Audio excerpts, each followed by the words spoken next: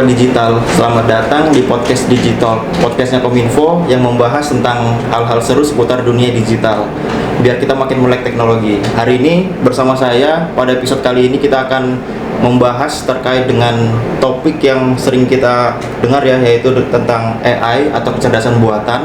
Nah, mungkin teman-teman sudah banyak yang tahu ya soal AI, juga sudah banyak menggunakan soal AI, tapi mungkin masih bingung terkait dengan bagaimana sih prinsip kerja AI, adakah tantangan dan bahayanya, dan adakah etika yang harus kita perhatikan pada saat menggunakan AI. Nah, pada episode kali ini kita kedatangan narasumber yang berpengalaman di bidang teknologi dan informasi. Beliau adalah Bapak Ibnu Talha. Beliau adalah ASN senior peranata komputer di Dinas Komunikasi dan Informatika Kabupaten Berau. Beliau sudah cukup lama berkecimpung di dunia digital ya, setidaknya kurang lebih 24 tahun di bidang IT, programming, dan coding.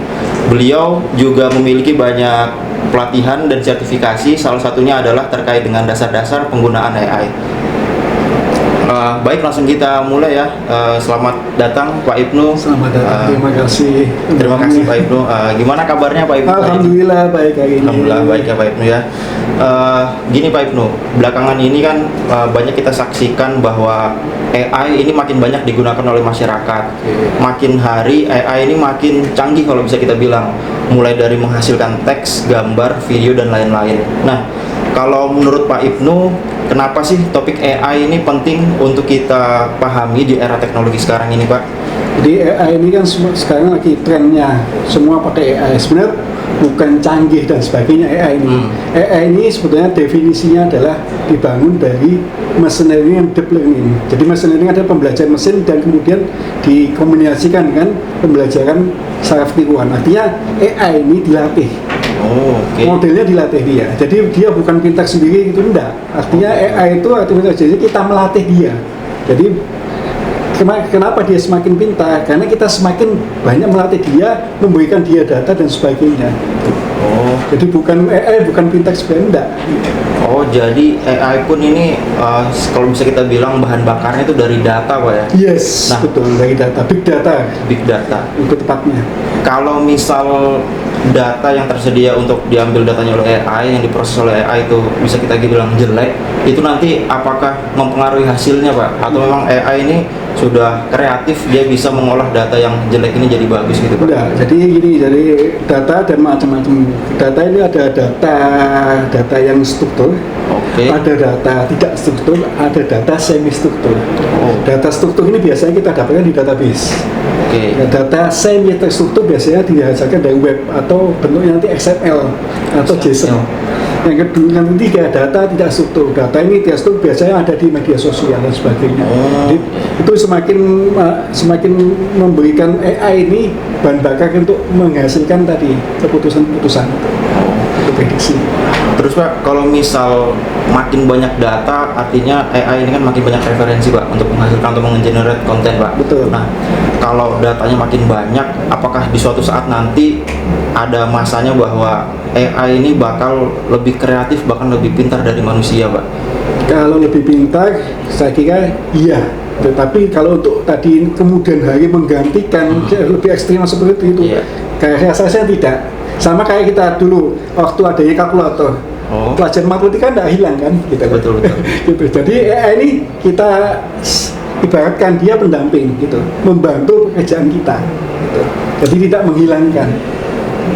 Tetap memang manusia ini Pak ya? Manusia ini yang keputusannya dari manusia. Oke. Selanjutnya Pak, kita bahas tentang life cycle AI Pak. Kira-kira sebenarnya life cycle AI itu apa sih Pak? Dan mengapa kita harus tahu life cycle AI itu seperti apa Pak? Jadi AI ini sebenarnya sama kayak aplikasi. Sebelum aplikasi dibangun, pertama adalah perencanaan. Jadi AI ini kan banyak tujuannya. AI ini kita bangun untuk apa? Contoh misalnya untuk skripsi dan sebagainya, kita mencari tugas.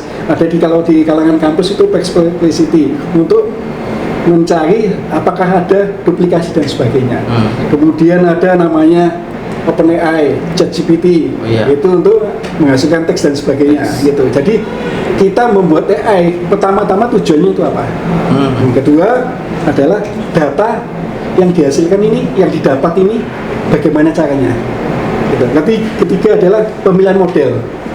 Setelah dapat pemilihan modelnya, bagaimana model itu dilatih.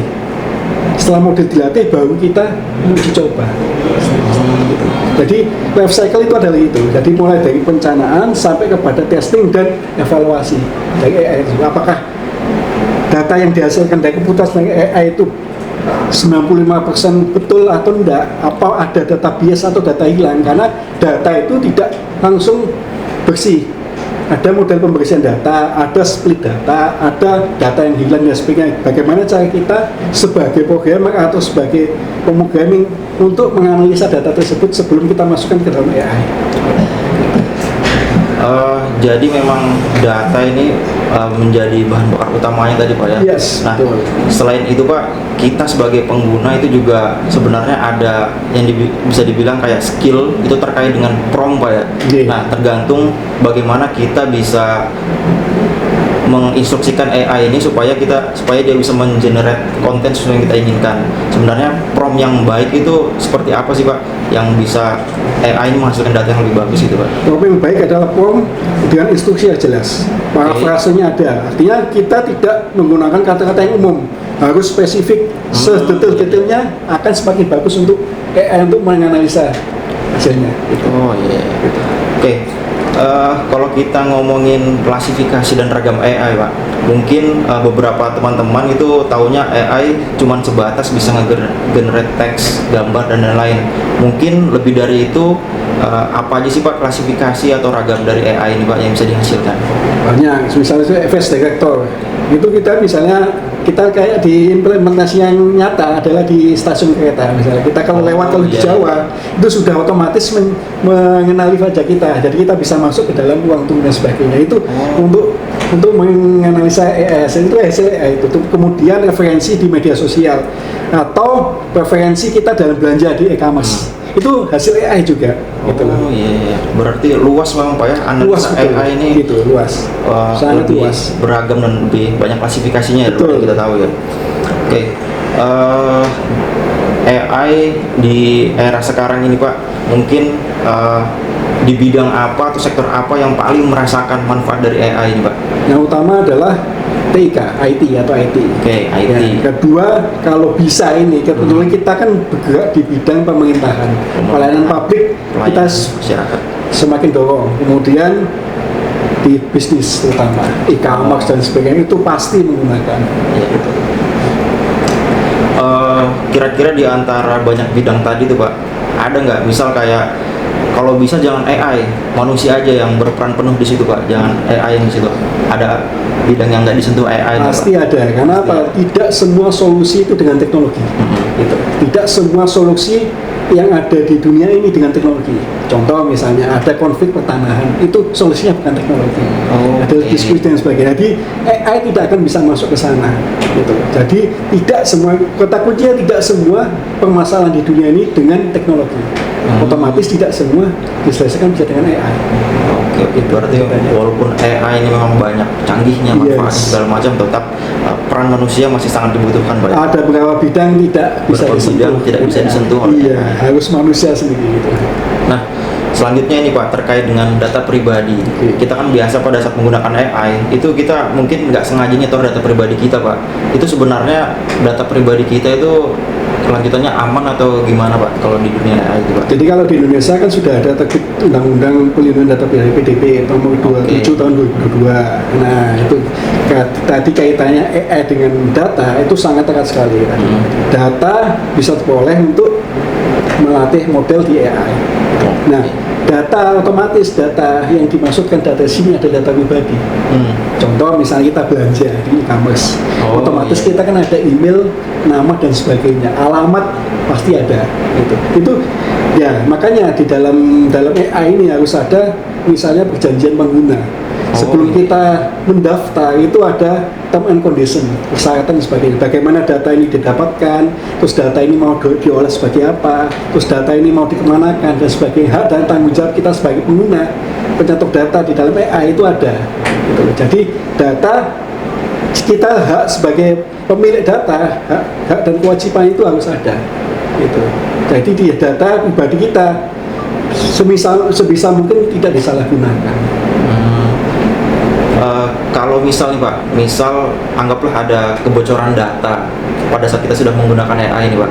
Ini sebenarnya kalau bisa yang bertanggung jawab itu dari siapa Pak? Dari penyedia layanan kah? Dari kita sebagai pengguna kah? Atau dari mesin AI ini Pak? Kalau di undang-undangnya penyedia layanan. Penyedia layanannya Pak ya? Penyedia layanan. Iya, kalau itu kebocoran dari sistemnya loh. Oh iya. Gitu. Berarti memang sebelum kita menyetor data pribadi kita harus baca term of reference tadi itu Pak ya? Iya, term and condition-nya seperti apa. Tadi. Oke. Selanjutnya kita bahas tentang tantangan dan potensi bahaya di AI Pak. Memang makin kesini kan AI ini makin canggih Pak.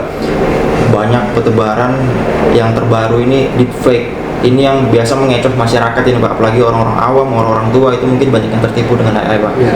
Nah, mungkin adakah cara-cara atau langkah-langkah dari kita untuk membedakan Pak, ini AI, ini bukan, ini deepfake atau bukan, itu seperti apa Pak? Cara membedakannya? Misalnya check dan balances. Biasanya di dalam instansi kebanyakan yang deepfake adalah pejabat-pejabat publik.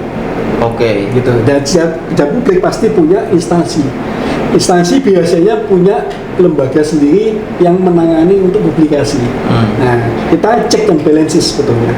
Cek dan balances. Yes, gitu. Biasanya ada publikasi, biasanya kalau di ana ada kemasan. Nah, iya. bisa cek apakah betul di instansi tersebut mengeluarkan statement seperti itu. Gitu. Kalau tidak, ya harus kita kebijaksanaan gimana. Gitu. Kalau iya, ini tindakan kita bagaimana untuk menyikapi sebetulnya. Jadi tadi itu tantangan AI dan sebagainya, ada dua teknologi, pasti ada dua mata pisau untuk kebaikan dan untuk negatif. Jadi kita harus manfaatkan negatif, buang yang negatifnya, manfaatkan yang positifnya. Oke, berarti memang penting bagi kita kayak ngevalidasi ulang otomatis, berita-berita yes. Seperti itu. Check and balances. Terus Pak, ini masih tentang tantangan di penggunaan AI Pak. Jadi manusia ini kan semakin banyak menggunakan AI itu sebenarnya semakin dimudahkan Pak. Tapi sebenarnya hal ini tuh bisa membunuh kreativitas manusia nggak sih Pak? Atau membuat manusia jadi lebih malas gitu Pak? Karena keseringan menggunakan AI. Kalau malas, saya rasa pendapat saya pribadi tidak. Karena gimana? AI tidak dapat menggantikan manusia. Dia tetap yang menjalankan itu manusia. Kayak tadi kita memasukkan prompt, berarti kan manusia. Dia otomatis serta-merta menghasilkan, mereferensikan gitu. Terus kemudian preferensi di media di e-commerce. Kalau kita tidak belanja misalnya, itu tidak ada referensi gitu. Kalau kita tidak login, tidak membuka, tidak ada referensi gitu. Tidak aktivitas kita di media di e-commerce itu berdasarkan apa yang kita lihat, apa yang kita mau cari gitu. Nah, jadi itu nanti direferensikan. Misalnya kita buka peralatan cuci motor misalnya, dan nanti munculnya ya itu yang berkaitan dengan itu. Tidak mungkin langsung lompat ke yang lain. Iya, itu artinya. Oke Pak, ini selanjutnya tentang etika penggunaan AI Pak. Kita kan tahu kayak AI ini bisa menggenerate apa saja sejauh ini Pak. Nah, apakah semua yang bisa digenerate oleh AI ini bisa kita gunakan secara bebas Pak dalam penggunaan AI ini? Jadi ini tadi AI tergantung data. Iya. Kalau datanya bias, itu hasilnya juga tidak akan maksimal, tidak akan akurat gitu loh. Jadi AI tidak sebatas tadi mengenerate teks dan sebagainya. Ada misalnya kita bikin chatbot. Nah, chatbot itu bisa kalau kita melatih large language model LLM dengan kita data yang di perusahaan kita itu bisa. Kayak kita mengolah data PDF. Itu Creative Augmented Generated.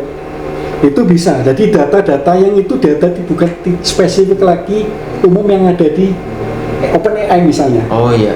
Itu bisa kita latih dengan data yang ada kita miliki di instansi kita sendiri. Oh, gitu. Iya, bisa jadi spesifik ya. Jawabannya pun spesifik. Kalau ada bisa pertanyaan dari kita sebagai instansi pemerintah, ada masyarakat mau bertanya, itu sesuai jawaban sesuai dengan apa yang kita mau. Dengan data yang ada di instansi kita, bukan data general lagi. Gitu. Mungkin bisa dijelaskan Pak terkait dengan batasan kita menggunakan AI ini seperti apa sih Pak? Ada batasan etika atau moralitasnya Pak dalam kita menggunakan AI? Jadi semua kita terbatasi oleh norma dan etika. Artinya kita sebagai pembuat, misalnya kita pembuat AI, kita gunakan AI itu apa? Pertama satu tadi, kita dapat data pribadi itu secara sah atau ilegal. Gitu. berarti kan kita dilindungi etika, normanya bagaimana. Berarti kita harus kedua kayak gini, pengambilan keputusan. Misalnya AI digunakan untuk deteksi penyakit. Semisal nanti deteksi penyakitnya itu salah, siapa yang bertanggung jawab? Itu kan harus ada, kita jelaskan seperti itu. Harus ada batasan penggunaan bagaimana, terus siapa yang bertanggung jawab dan sebagainya. Itu harus sudah diterjemahkan dari awal. Nah, jadi AI bukan semata AI, karena itu tadi data ini tidak semuanya benar. Ada yang data salah atau sengaja menyalahkan datanya, itu bisa gitu. Jadi data bisa salah itu, atau kita sengaja salahkan supaya datanya salah. Jadi disinformasi gitu. Betul, gitu. Oke, mungkin yang terakhir nih Pak. Jadi kayak hasil dari generate AI ini sebenarnya memiliki hak cipta nggak sih Pak? Misalnya sudah beredar di internet gitu Pak, ada yang mengklaim, oh ini kan promnya aku yang buat, ini hak ciptanya aku yang punya gitu Pak. Apakah ada kayak gitu Pak kalau di penggunaan AI ini Pak? Kalau untuk prom tidak ada, tapi kalau untuk hak cipta ada pasti. Gitu. Tapi bukan untuk prom. Berarti hasilnya misalkan kita ngebuat lagu dari AI Pak, AI menghasilkan lagu. Nah lagu ini ada hak ciptanya nggak Pak? Tidak ada. Itu kan pasti terdaftar di HQ, atau sekarang lagi ributnya kan LMKI untuk diambil royaltinya. Itu tidak ada kali itu.